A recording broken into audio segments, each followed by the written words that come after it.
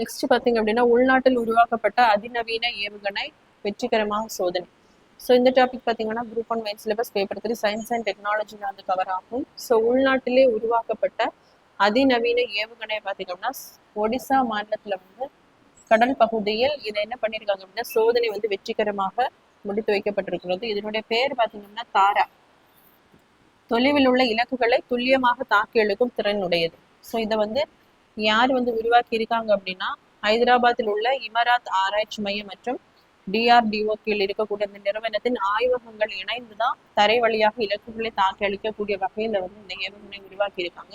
So இதோட முக்கியமான speciality என்ன அப்படின்னு பார்க்கும்போது இலக்கை நோக்கி சென்ற பிறகு அது என்ன பண்ணும் அப்படின்னா பாதையே இப்போ நார்மலா இருக்கக்கூடிய ஏவுகணைல ஒரு இலக்கு நோக்கி போகுது அப்படின்னா அதனால என்ன பண்ண முடியாது, அதனுடைய அந்த பாதையை வந்து மாற்ற முடியாது. ஆனா இதுல இருக்கக்கூடிய அந்த மேம்பட்ட வழிகாட்டுதல் மூலம் திசை மாற்றி இலக்கு நோக்கி செலுத்தும் திறன் கொண்ட உள்நாட்டு ஏவுகணை. அதாவது அது ஒரு பாதையை நோக்கி செல்லக்கூடியதாக இருந்தது அப்படின்னா அதனுடைய இலக்கு வந்து வேற பக்கம் இருந்ததுன்னா அதால என்ன பண்ண முடியும்னா அந்த இலக்கை பாதையை மாற்றி அதுக்கு கரெக்டான அந்த துல்லியமான இலக்குல என்ன பண்ண முடியும்னா சென்றடைய முடியும். ஸோ அதுதான் இந்த தாரா அப்படிங்கிற ஏவுகணையுடைய ஸ்பெஷாலிட்டி.